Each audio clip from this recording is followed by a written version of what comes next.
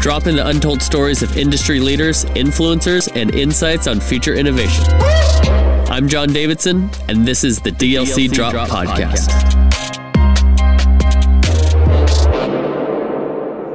All right, thank you for joining me on the DLC Drop Podcast. It is my pleasure to welcome my friend Tracy Benson, former professional athlete, professional volleyball player, former head of digital at Best Buy. She's had a tremendous career in marketing, and now she is the CEO and co-founder of Obsesh, which is a platform helping athletes really make money doing what they love to do independently and encouraging fans to better interact with them. Tracy, welcome to the show.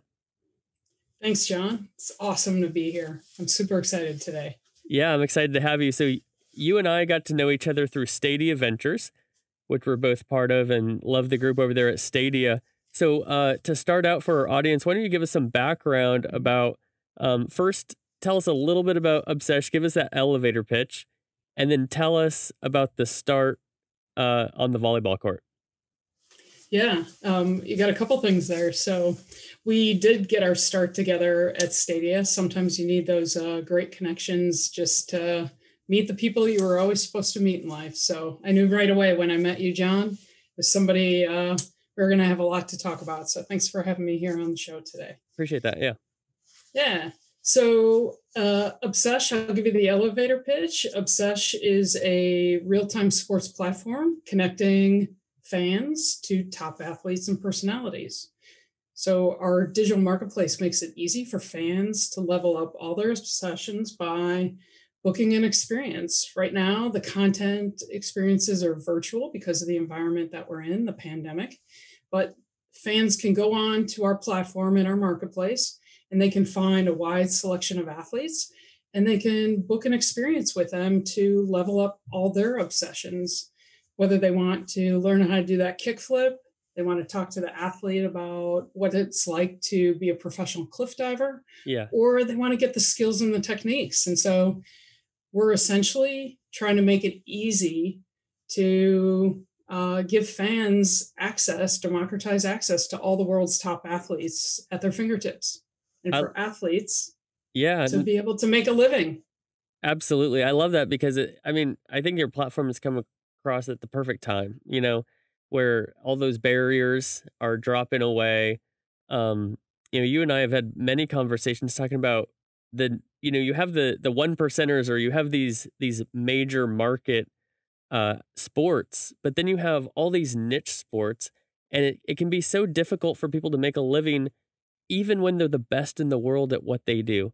So why don't you take us back to your volleyball experience and what enabled you over time to understand this need and give you the passion to deliver this for athletes? Yeah. Well, I was one of those kids that probably like so many out there. Probably hundreds of millions of kids, like all you thought about was sports. Sports defined me. It was throw faster, run faster, set better, spike better, block better, whatever it was, sports defined me. And so I started as a young kid. I started playing first I started playing on the little boys baseball team because we didn't have a girls team. Yeah. So I'm not going back. I'm not going to go back and reveal the age here, but it wasn't that long ago. But so I was playing on the boys baseball team and I was good. I had an arm like a rocket. So they put me at third base, cool. Tried me pitching, but, it was, I love third base because I love the thrill of trying to throw somebody out at first while they're running as fast as I can. That grew into started playing for girls fast pitch softball. Played that all through like junior high, high school. I probably could have been recruited around fast pitch softball, but along that journey in about 6th or 7th grade, I was recognized by one of my middle school coaches, got into volleyball, started playing in the club system. Chicago has a very tight indoor club system. So I played in that year round through junior high, through high school, was recruited for college. So I played at Western Illinois University, and I started as a freshman playing a 5-1. continued playing through that. And that's all I thought about in college too. I always said if there was a academic degree for athletics, that's what we would all major in. So then out of college, I quickly took the opportunity to get out of the cold of Chicago, where I'd spent most of my life. And through the club system, like Junior Olympics and USVBA, which is the US Volleyball Association, we played all over the country. We played sometimes internationally, and I had the bug. And so I didn't know what else to do. So I went down to Florida and I started playing on what was a pretty new tour back then. I think technically, I might get this wrong, so I apologize to all the viewers if you're going to don't throw haters on me. But I think it was called at the time like the Women's Volleyball Professional something. Okay. Like League? WVPA, which later then became the AVP, which is still the tour that exists today. Okay. And so I started playing on that. I thought, oh man, this is the dream, Now I'm playing beach volleyball, which is a totally different game than indoor, but many indoor players, that's your only option, is either play twos outside or find another career. And I was hell bent. Let's do it. So I did that for a couple of years. It was the growth of more sponsors, but don't laugh, John. I can remember watching it when I was in high school, and the prize, no joke, was a case of Pepsi. The prize. Okay. Is that not sick? Yikes. And can you pay your light bill? Did your landlord let you pay your rent with beverages? No, that's the real they question. Didn't. Okay. Yeah, exactly. And so I played for a couple of years, and ultimately, like so many athletes, the opportunities were limited for how I could play and where I could play and on what tour, especially as a woman in a niche sport. Yeah. Like everything except, and we'll talk about this, I know, but the niche sports is what makes the world go around, really, because that's where consumers are and athletes are. But so I played for a couple of years. I remember Bolle, I think it was a European sunglass brand at the time, Bolle. Okay. They started sponsoring, and I was like, I thought I was rich. I got sponsored for my sunglasses to wear on the court. I was like, nice. Yes, you made it. I'm not getting that case of Pepsi. I got sunglasses, babe. There's levels of this. Yeah. There's totally levels. And, long story made short, I couldn't pay my bills with products. They just don't accept products for my rent, So I couldn't pay my bills. I started working at night like so many athletes do. I was waiting tables at Chili's. I was folding clothes at retailers. I was babysitting. I was doing camps. I was even helping Olympians work out and getting paid by the US, Olympic Committee to help these top swimmers and divers and tennis players go through their workouts. Yet I, as an athlete, a volleyball player, equally as talented, different sport, couldn't make a living. And so don't laugh, but I'm sure you got the same phone call too. I come from like Swedish craftsman parents. Okay. They're just, they build, they do the work, hard, earnest. I got the phone call that said, the silver spoon that you never had, it definitely is not getting polished anymore. So it's time to get a job, which really meant make money and stand on your own. You got this great college education. Yes, your sport paid for that, but this is part of growing up, is you get a career, make money. And their feeling was, you tried, awesome. But, mom and dad aren't going to keep footing the bills. So that was a hard phone call to get down in Miami because all of a sudden I was like, holy shit. Right. That now I had to think about what am I going to do to make money to survive. So it's so funny how it was fun. Yeah. Our stories are so parallel. I could probably tell the nearly exact same story with skateboarding in the place of volleyball. So I'm curious of this, in my career, some people know I was on this 6-month long tour, ended up breaking my ankle. I was thinking, I'm going to do this for 10 years. So my Yeah. call, if you will, was more from the doctor than my parents, and I'm fortunate to continue Hmm. skateboarding. But when I was looking at the job market, like you, I'd had all these crazy, crappy jobs that weren't career jobs. They were just covering what skateboarding didn't, or in your case, what volleyball didn't. What was your perspective of the Yeah. job market when you said, "Oh my gosh, my passion isn't going to pay the bills. I'm going to have to get a job like everybody else without a lot of great employment experiences previous to that." Yeah. Well, I was probably what I call that common kid in college, which is I had to achieve a certain amount of grades just to be able to maintain my full scholarship. So, but like so many other niche athletes I know, you do whatever it takes to just be able to play. And so Yeah. I hadn't really thought about what am I going to do after college. I knew the education was important, but I hadn't really thought about it because all I wanted to do was play professionally. And so it was when I started getting not just one phone call. So my mom called first, and usually most daughters can get away with stuff with their mom. Yep. But then my dad calls, and I was not going to get away with it. So I had like a couple months in there. And, when you think about like the side jobs, the hustling, today athletes are still hustling. They're just doing it in different kinds of jobs. But I knew the hustling, working at Chili's, like doing the coaching and the camps, it wasn't going to be a career, but it was the thing that was going to support me on the side. So when I started to have to think about a career, I actually got really fortunate because somebody that I had started working with in one of these side jobs actually was the founder. He was one of the founders of Home Depot, Oh, wow. and he That's a loved connection. athletes. And so, yeah, but at the time, I'm like this 24-year-old. I don't know anything about home improvement. This is a new chain. This is a new store. I don't even own a home. I'm living with, just like you were probably living in the skate houses. Yep. I was living in the athlete houses with Olympic divers and, swimmers and tennis players and other volleyball players and people I collected along the way as friends. And so all of a sudden, now I had to grow up. And what I recognized right away was if the worst case scenario was I could take my athleticism and apply it into a company, I wasn't sure what to do or how to do it.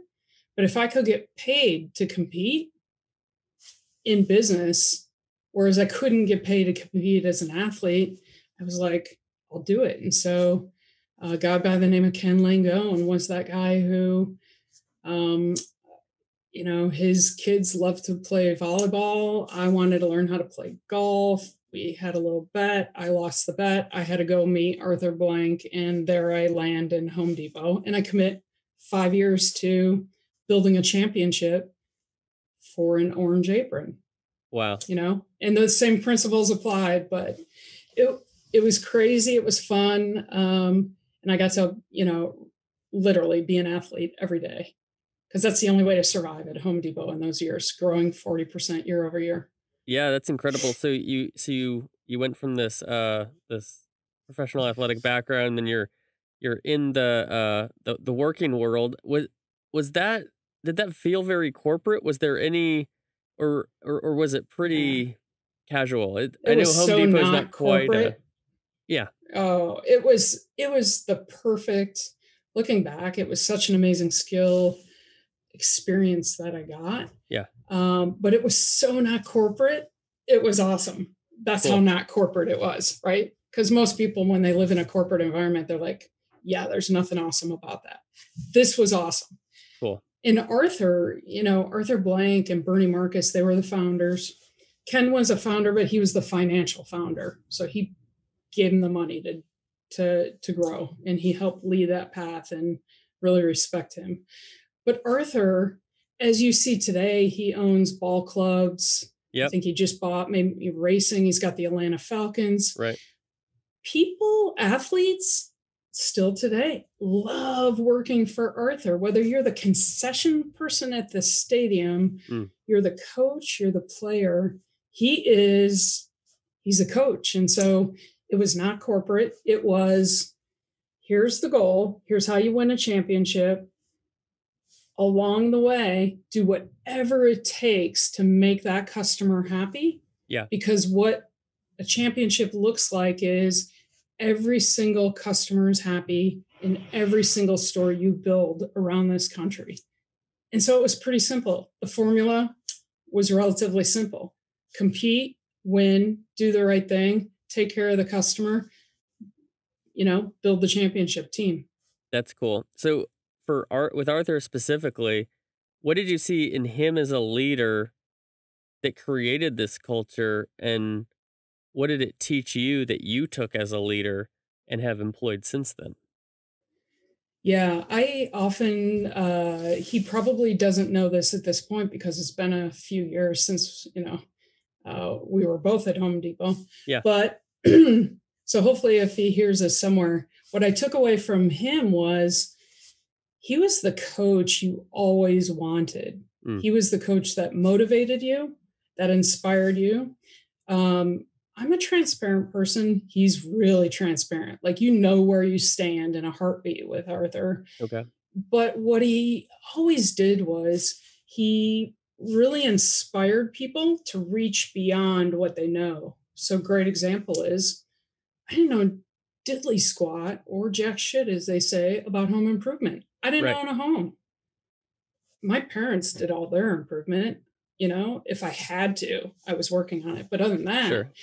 and so he looked for people that have a passion, that have a willingness, and that compete. And they compete. Unfortunately, I compete in everything. I compete. Not a detriment, but the world is a competition. How can you navigate your way through it? And so his leadership skills really taught me the importance, and I really admired the way he led people. And he wouldn't solve it for his leaders, but he would always ask us the right questions. He would Mm, ask us, well, how are you going to solve that? Have you thought about this? And he's just really a good communicator, good at inspiring people, and good at creating a healthy culture where people just will go die on the sword for each other.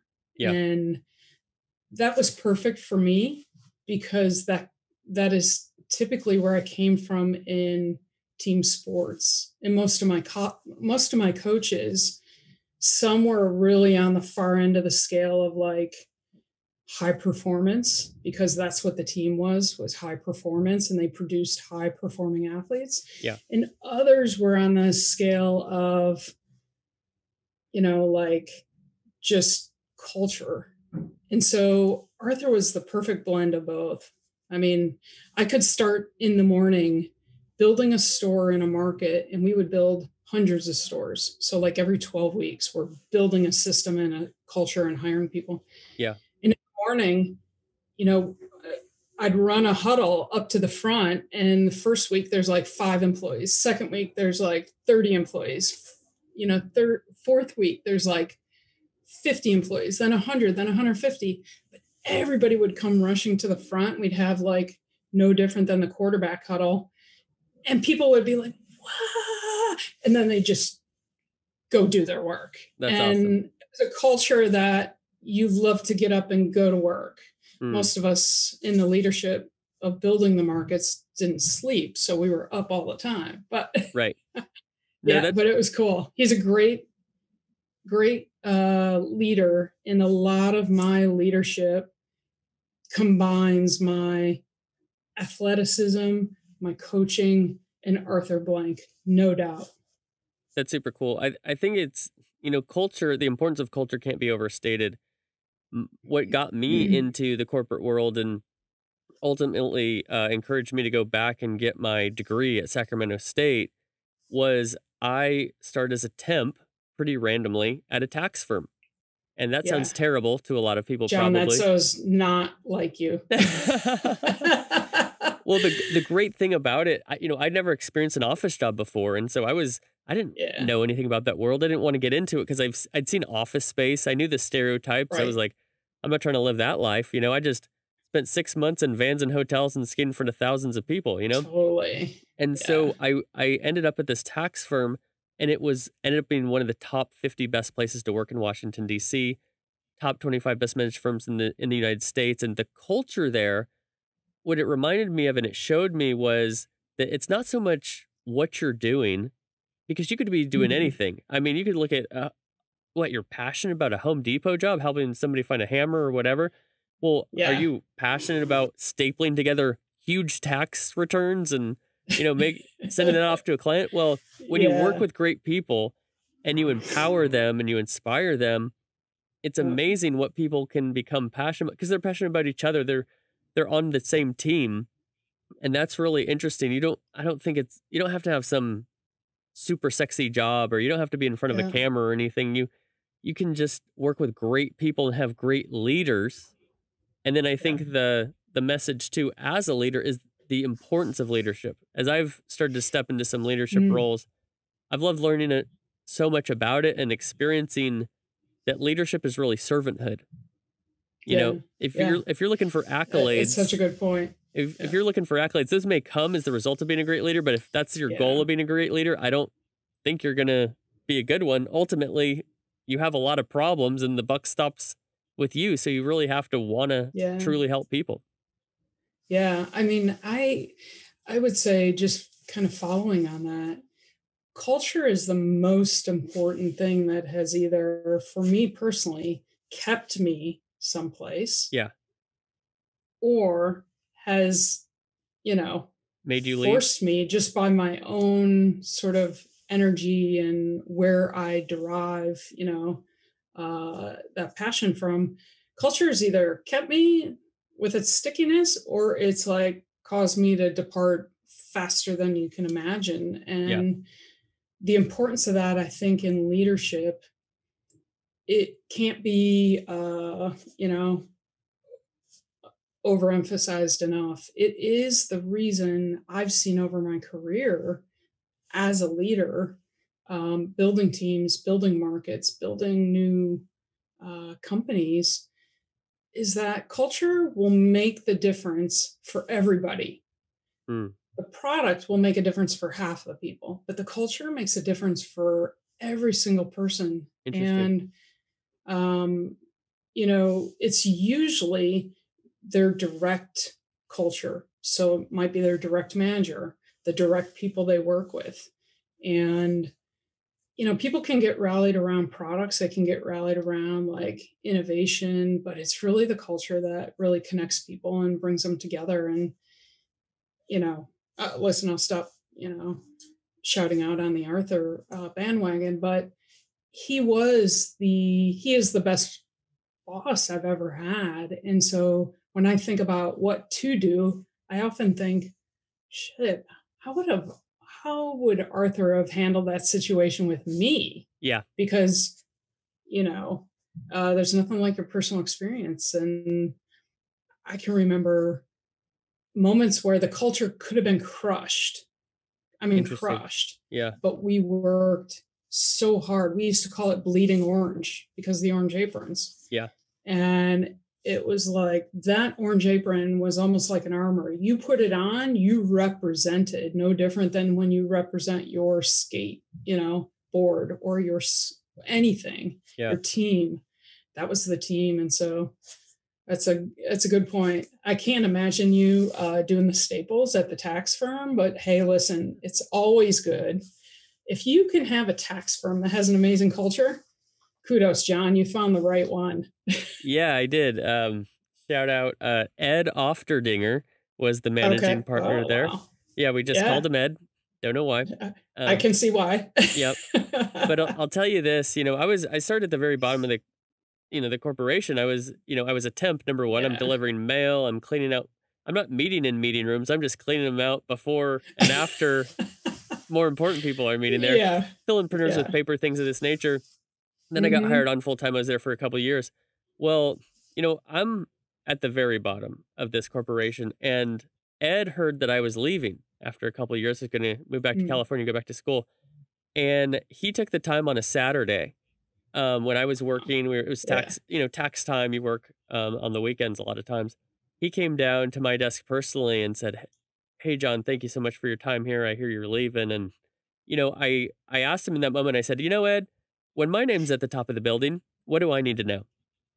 And he said, John, it's all Great about the question. people. He said, it's all Yeah. about the people. And Beers and Cutler was the name of this tax firm. They've since been acquired by Baker Tilly. But he said, we're very skeptical with the people that we bring on. We're not just bringing on the Mhm. smartest person. We're interviewing with the full partnership team to make sure that it's a great fit. We're making sure that the people who lead this organization aren't just smart and experienced, but Mhm. treat people well. And we saw people who sometimes would not fit into that mold, and they got rid of them, and it was not an easy place to get hired onto. And Right. I've kept that with me ever since then. It's about the people, and it's more about who you Mhm. work with than what you even are doing together. Yeah, that's really true. I've always learned that my whole career as well.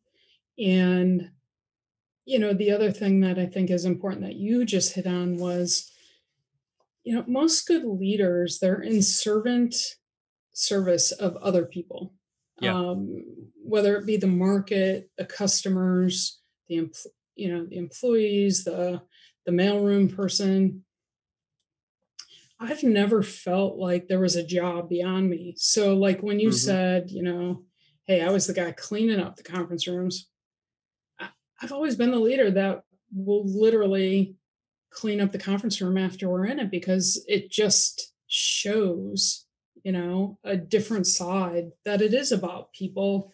People are human, people make mistakes, Yeah. people do dumb things, people do really smart things, people do innovative things where, I often talk about like you're learning most of your life. When you stop Mm. learning as a leader, as an employee, as a skater, as an athlete, as anything, I don't know what your purpose is. Like Yeah.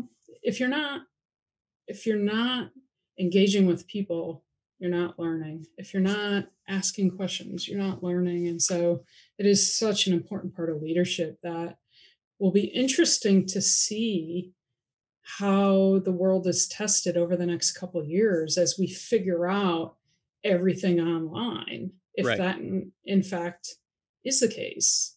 Like I wrote an article about, well, the thing we really are learning is in an online world, we really can find trust with each other.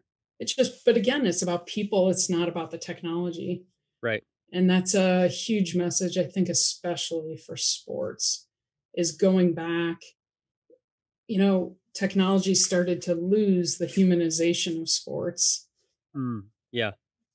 And I think, at least Obsesh, the importance of whether it's a leader, an employee, or an athlete and a fan, it's the human aspect that we'll figure out new and different ways to lead by Absolutely. online, hybrid, whatnot. So Well, and I think it's a a lot of pretty that, cool time.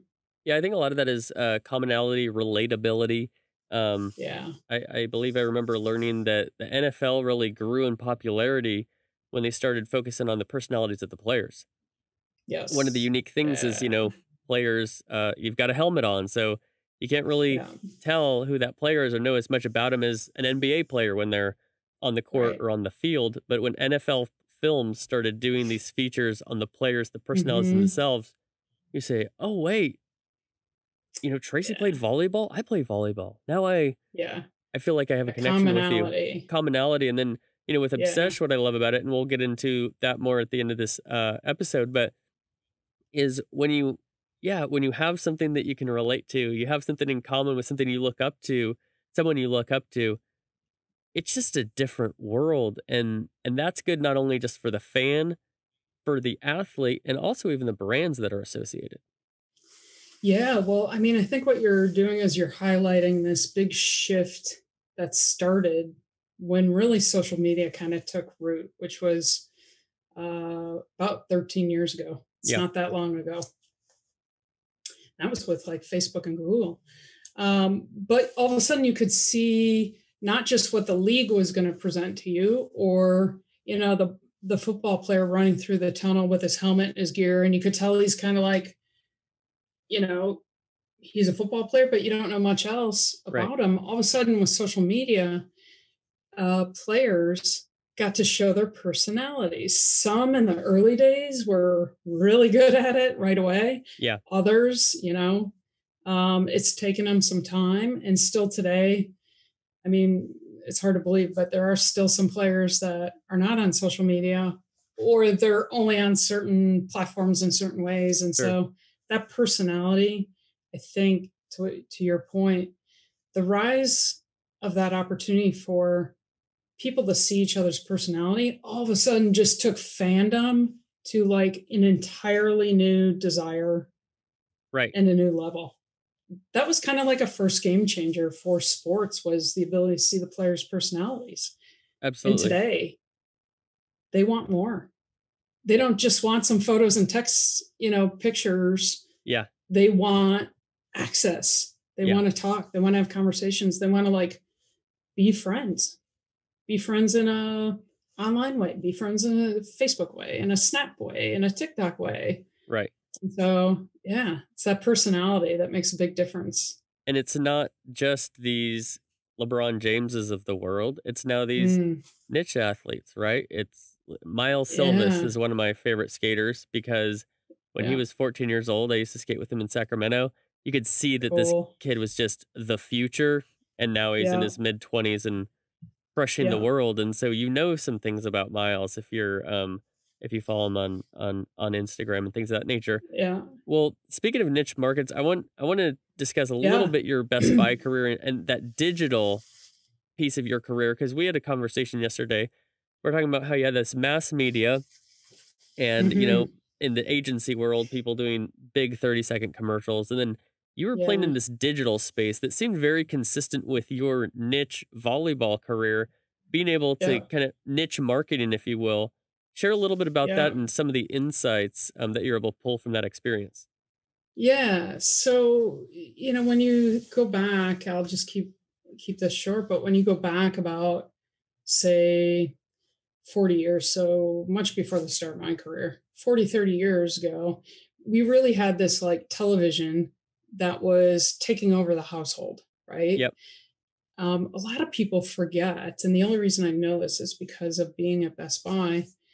It wasn't until I think 2000 was the first time we had high def TV, and that was with the Super Bowl. That was like a big moment. Remember, the Yeah. world was going to end in 2000 for Yep. some people. Right. And for the rest of us, it was like, holy shit, we're at this like new next era. And that Yeah. era from about 2000 to 2010 was really about the growth of definition on TV, and but the television was still the center of the household. And so many people, if you were in the marketing space, you were a print advertiser, you were a television advertiser, you were a very specific channel advertiser, and you specialized in that. And we had some of the world's best, funniest creative. I mean, Super Bowl ads back then were way better than now, Right. And so, but I started going in, I started out on the brand side with Home Depot and the retail. My second chapter was I felt like I needed to go back and get my MBA, which I did. And then I went into the agency world. And in the agency world, I started out with two companies, Jack Morton Worldwide, which was an experiential Okay. events company, Yeah. and Razorfish, which was this new digital agency. Yeah. And I just thought, like, this is where the world's going. Like, Sure. the innovation, the creativity, the consumption. I could have never had the crystal ball where it's at today, nor 20 years from now. It'll be like way different. And we'll be looking back on, wow, that's crazy. Right. But when I got to Best Buy, I got there. The reason why I was recruited to Best Buy was because I was, at the time, the pool of people specializing in digital was much smaller, Yeah. and the channels were, simpler. and social media was just starting, and people, the early adopters were using it.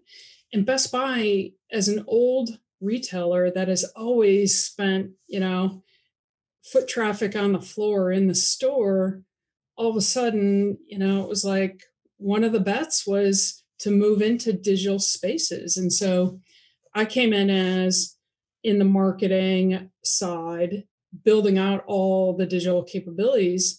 Whereas, like, when you were at GameStop, that was like one of the first, gaming retailers Yeah. to make, and that was a long time ago. Right.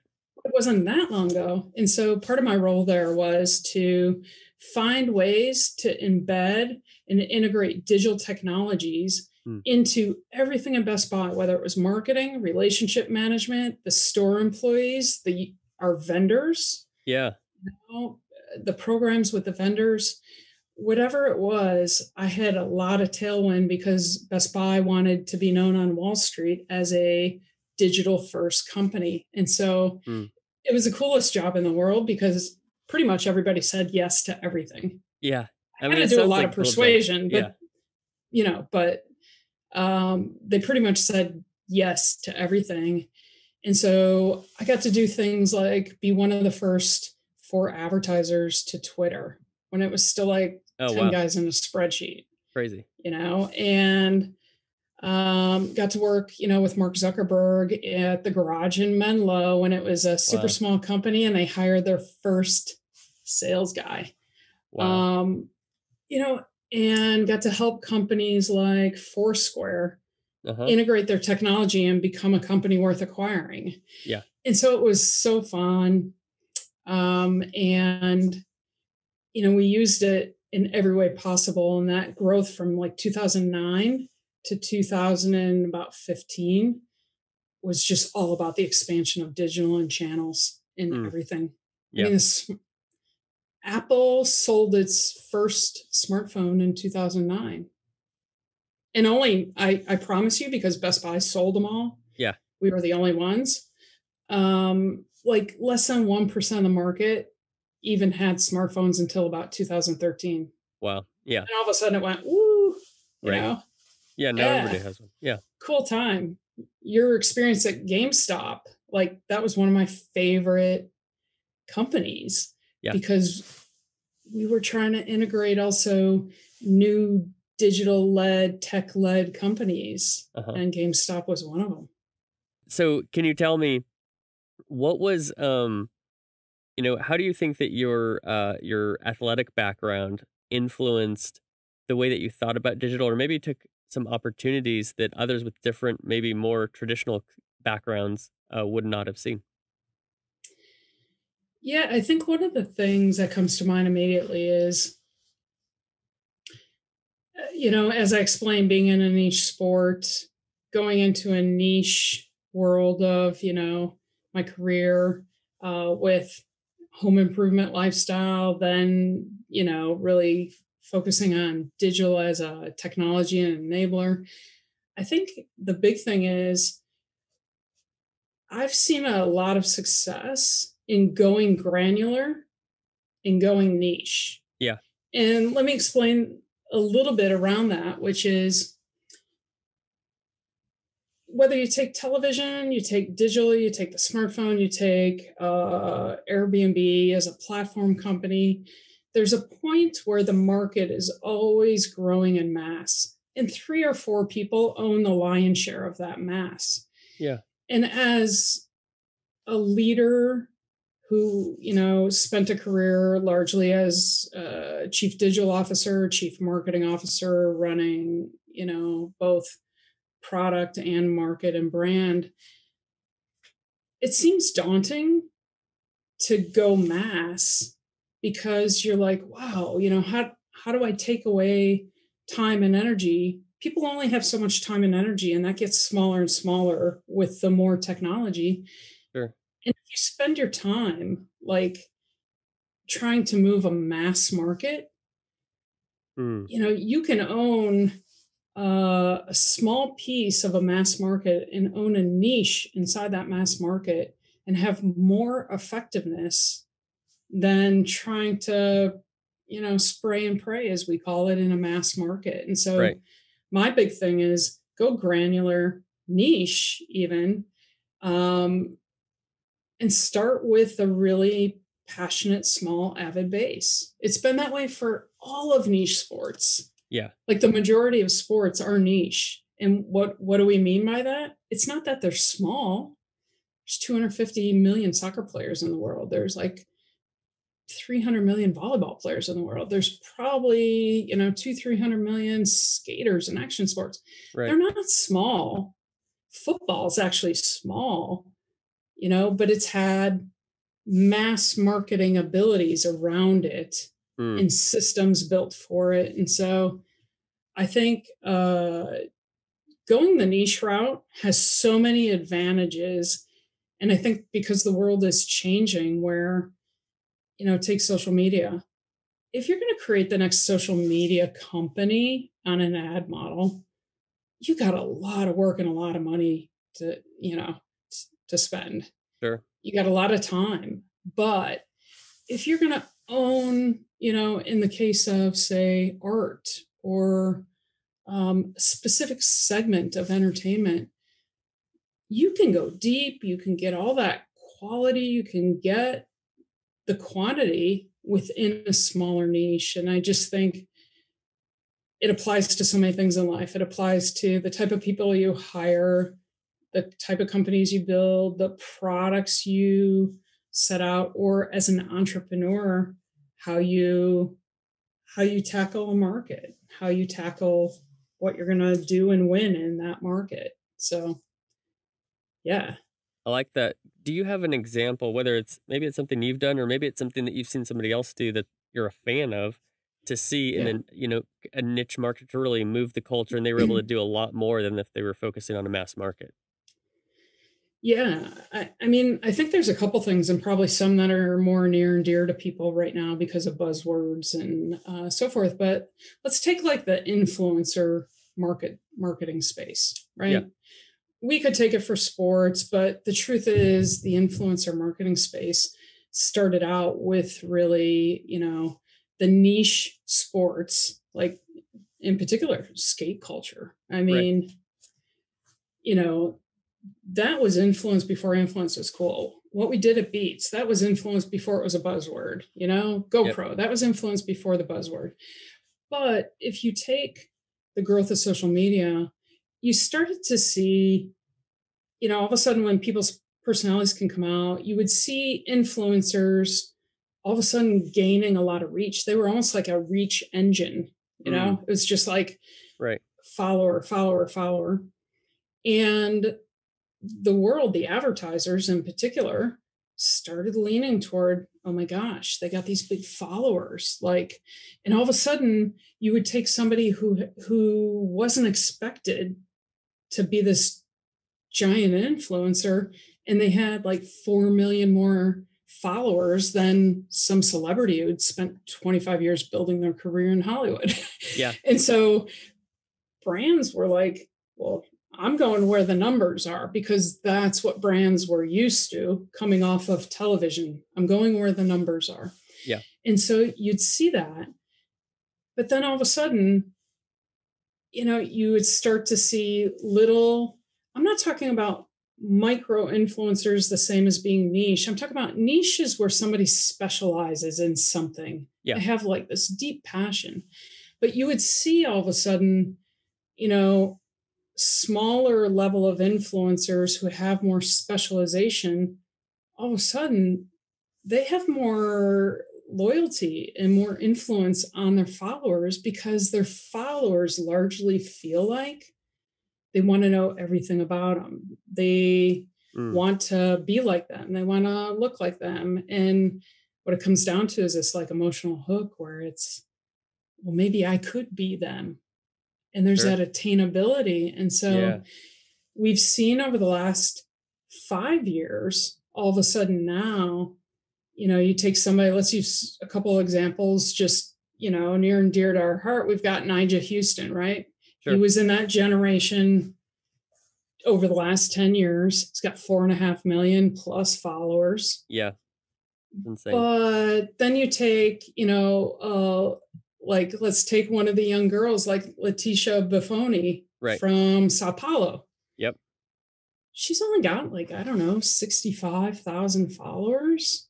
Well, as compared to two skaters, a female and Nija, Right. such a difference.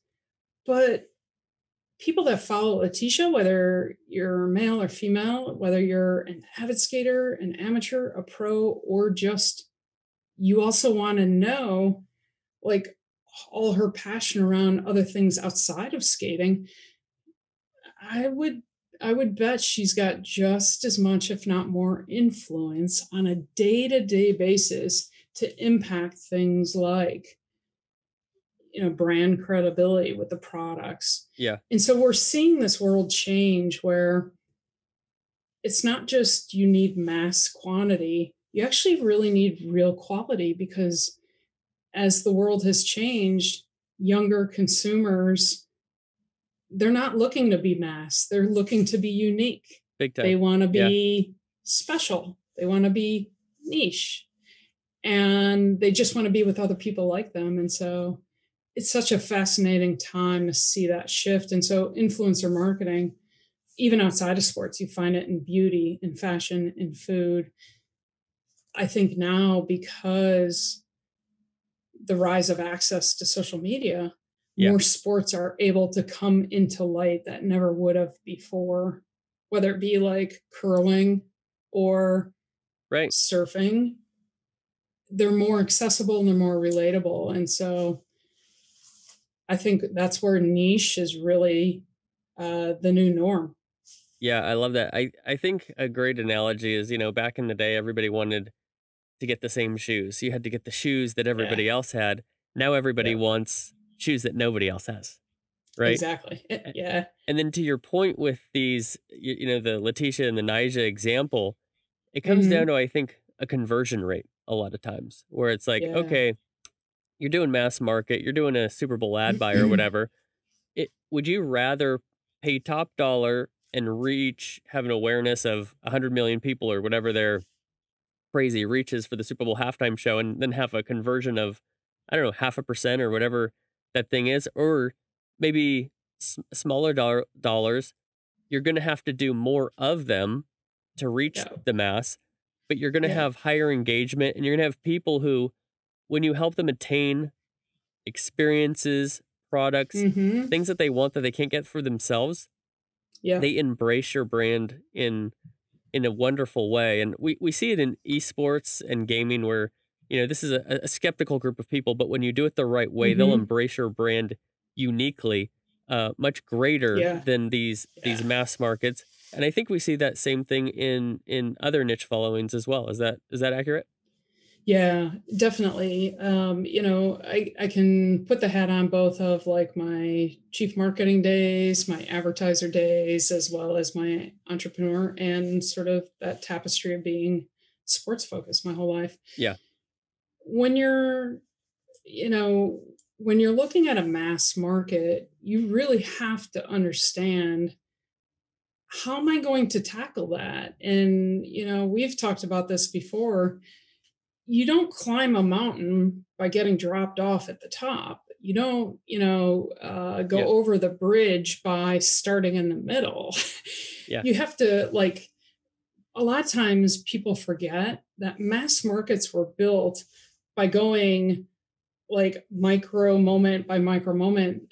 As the old saying goes, success is built from thousands, if not millions, of very small moments, Right. moments that might Over time. change, yeah, over time. And so, to your point, it requires patience, it requires time, and it requires a lot of confidence. Mm, When you go niche, you know, nobody wakes up. Like I don't wake up on any given day and say, "Oh my gosh, how can I think small about Obsesh?" It just doesn't happen. Nobody yeah. does that, right? Right. But what I'm thinking about is how do I own and help the niche athletes become the best products, entertainers, you know, inspires coaches that they can be. Yeah, And so when you look at the niche market, I think the big thing I'm seeing as a consumer marketer is the younger generation. The benefit of new technology is it always usually gets better, right? true. And so that younger generation, they don't want, the 18-year-olds today, Nigel Houston, Tony Hawk, those guys are awesome. They're cool, but they're kind of icons. True. They're not attainable, they're not accessible, whether it be social media or not. And so, but when you're looking at, like one of my favorite is, and I hope I don't, crush his name, but Uh-huh. Matters. Yep. He skates for DC Yeah. Shoes and Element Skateboards. Yep. Yeah, well, he is a super good example of he feels accessible, he feels relatable, he's trying new things. One day he's got a pair of shoes, the next day he's like, oh, those didn't work. So he feels real to people. Yeah. And that's what the younger generation wants is that connection. And so I think going after the niche audiences, there's a new rise in its popularity. I hope it doesn't crush people, but I Mhm. hope it helps, you know, the growth. But I'm seeing it in even like sports where there's an ultra following. Skate has always had that, but in particular, we're starting to see things like I'm seeing it in kind of edgy sports like parkour, Yeah. cliff diving and cliff jumping, which is like a freestyle, free running. Yeah. These groups are splintering off, and some young fan is like, oh no, this is like my jam with the parkour, but okay, here's my jam over here with my favorite snowboarder. Right. They're not one trick people. And Interesting, yeah. so that is a big shift. And what that means is consumers, whereas you and I, like I was playing volleyball, that's all I did. I played it, I watched it, I tried to pick up the moves, I trained for it. Everything was a volleyball, Yeah. almost obsessively. The younger fans, they want to be a great volleyball player, but they also want to be, why can't I be a great skater? Why Right. can't Good point. I do this? And so that niche over the last couple of years has become more important about owning your specialty Hmm. and being really good at that because it's going to deliver more quality, more influence. It's harder for advertisers. I got to be honest, it's harder for brands because it takes more time, it takes more patience, Yeah. and oftentimes you can't accelerate those things because it becomes forced, it becomes fake, it Right. you loses its authenticity. And a lot of brands, unfortunately, I don't know what happens. They start out and then they're like, we should be like the biggest mass market brand within the next 2 years. And I've never seen that happen. Yeah, I think You I know? think consumers just demand more of brands from Yeah. now on. Yeah. One thing I wanted to get in here before we end the episode is Yeah.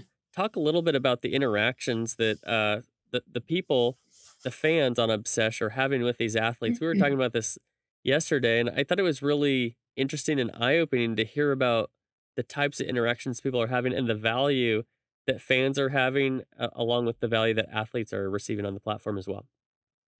Yeah, thanks. Any moment where I can, sort of help push Obsesh in our mission, which is to help athletes be able to productize their skills and talent in a way that they love doing it and can get paid for it. And fans get to connect with the athletes, any athlete from like the just from your phone, book an experience. And so some of the things we're seeing from fans, without a doubt, so far, almost 85% of all fans want to learn the skills, tips, tricks, and techniques and training methods of Yeah, the athletes they admire. cool. Okay. Yep. Um, you know, there's been some folks out there because there's the rise of, more sort of digital autographs like Cameo. Mhm. Like, well, they're just going to want to like sing happy birthday. No, actually, 87% want the athletes to like help them learn and gain new skills. Interesting. That's super cool. So that's a huge thing. So we'll see things like, um, a swimmer might be asking a pro athlete, how do you focus on your catch, which is how you pull the water back? And that athlete who's got the skills, got the techniques, and has had the experience of having to learn it, figure it out, be coached, can easily share that with the individual. So it's Mm, as simple as the fan goes on the platform. Every athlete sets their prices and their products. And yeah. right now we have one product, which is personalized video experiences. Yeah. So an athlete, fan can go on there and they can say, hey, you know, Dan, I'm looking to figure out my catch. My left arm, I just feel like I can't get it. My coach in high school keeps telling me, it's not good. It's not good. Can you help me? Yeah. And he can upload his own video. And Dan Warden, the athlete, is demonstrating, showing them, but also breaking down his own skills. It's so cool. Yeah. And then on the flip side, you get somebody, we've got a professional cliff diver, Ellie Smart. She's a Red Bull diver, Yep. top in the world. And fans are asking her, can you help me overcome my fear of Mm, just diving off the springboard? Well, here's a badass athlete, a woman who is diving 60 to 100 feet, yeah. and she can sit and talk to her and inspire this young girl about, she feels scared too, and here's how she overcomes that, and Mm, here's what happens when she overcomes it, and how she focuses on it. And so the questions and the requests, we call them, fan can request anything from an athlete, yeah. and the athlete has the opportunity to be themselves, be authentic, share, have fun, bring their personality out. And it is so cool. So I it's love that. all over the place. And we're seeing also, I just want to say, this is going to level up the playing field, not only for fans and for athletes, but it's going to level up the playing field for every niche sport, every female athlete, every athlete in the world can now have a platform with the tools and resources to step in, take 15 minutes to get set up, set their prices, Yeah. use their phone, and start making a living doing what they love, which is sharing their experiences, sharing their knowledge, leaving behind their legacies, and having a freaking blast at it. Yeah, that's amazing. I think it's so cool. It's really inspiring for me to hear your story. You've you found your purpose where you Yeah. through your career from being an athlete to then a leader in business and marketing to now an entrepreneur have found a way to help those who are in the position that you are in as an athlete and then also give the fans experiences that are Yeah. unparalleled. So, Yeah. um, it's really inspiring to me. I always love the opportunity to talk with you. Why don't you give us a few ways to find you for our audience and anything lastly that you'd like to plug? Yeah. Awesome. Thank you. So the best way to find me is on LinkedIn. Uh, I think I'm Tracy Benson on LinkedIn or TB Digital, but you can find me by looking up Tracy Benson or Obsesh. You can find Obsesh, which is at obsesh.com. So it's OBSESH, as in obsessions. So think of level up your obsessions, obsesh.com. Our platform is going to be coming out of beta. Our marketplace is going to come out of like the invite only from the athletes today. And so in about 3 or 4 weeks, you'll be able to find the experience right there. As a fan, you can sign up, book an experience anytime. As an athlete, we'd love to hear from you. If you got the willingness, you want to deliver great experience and you want to do it in a way that helps you thrive on your own terms, you can go to obsesh.com, enroll talent, and it's easy. Or you can find us on Instagram at Obsesh Media. Perfect. Well, I love it, and thank you so much again for joining us. I know our audience got a lot out of this episode. Just the whole path, and very inspiring. A lot of business insights. Tracy Benson, co-founder, CEO of Obsesh, thank you for joining us on the DLC Drop podcast. Thank you, John. You're awesome, and I love the DLC, so drop it. Thank you for listening to the DLC Drop podcast. This podcast is part of the Esports Futuri Podcast Network and produced by Innovation Media Enterprises. Make sure you subscribe on your favorite podcast channel and leave us a review.